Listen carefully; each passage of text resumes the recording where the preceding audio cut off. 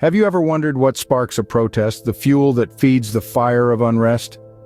A question that's been echoing louder and louder in the halls of higher education.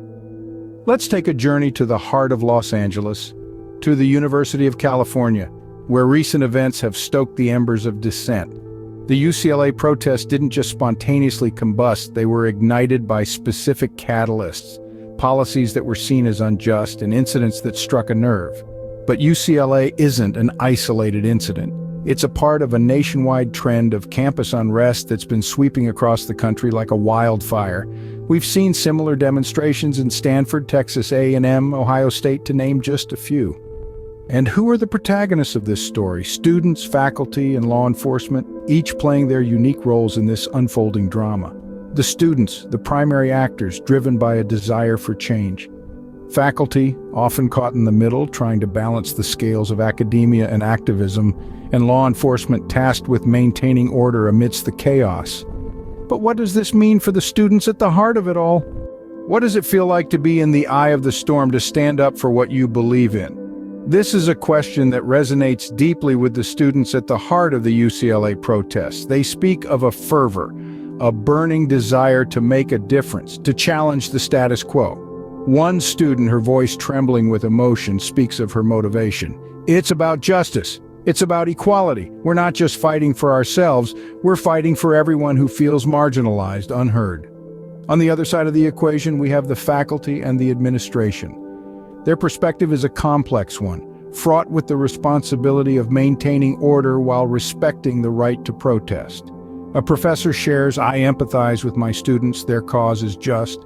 But it's a delicate balance. We need to ensure their safety, the safety of everyone on campus. Then there's the role of law enforcement. It's a role that's been thrust into the spotlight, a role that's become contentious. A police officer recounts, "Our mandate is to keep the peace. Sometimes that means standing in the middle of a protest, trying to keep a lid on the tension." He adds, "It's not easy. We're not against the students. We're here to protect them." Their experiences, their perspectives, their voices, they all intertwine, creating a tapestry of a campus in turmoil. Students standing up for their beliefs, faculty balancing empathy with responsibility, law enforcement trying to maintain peace amidst a storm of passion. These stories, these voices from the ground, they give us a glimpse into the heart of the UCLA protests. They give us a sense of the raw emotion, the tension, the passion that fuels these demonstrations. But these are just pieces of the puzzle, fragments of a much larger narrative. So we ask ourselves, these voices paint a vivid picture of the tension and passion on campus, but what's the bigger picture? Where do we go from here, and how will these protests shape the future of higher education? These are the questions that loom large as we grapple with the aftermath of the UCLA protests and the wave of similar demonstrations that swept across college campuses nationwide. In assessing the potential impacts of these demonstrations, it's clear that they could have far-reaching consequences for colleges and universities. We're likely to see significant shifts in campus culture as institutions strive to address the concerns raised by students and faculty. This could manifest in various ways, from increased emphasis on diversity and inclusion programs to changes in administrative leadership and policy.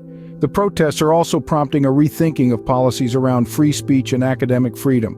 Colleges may have to strike a delicate balance between protecting these rights and ensuring the safety and well-being of all students. This could entail revising codes of conduct, implementing stricter rules on hate speech, or even re-evaluating relationships with law enforcement agencies.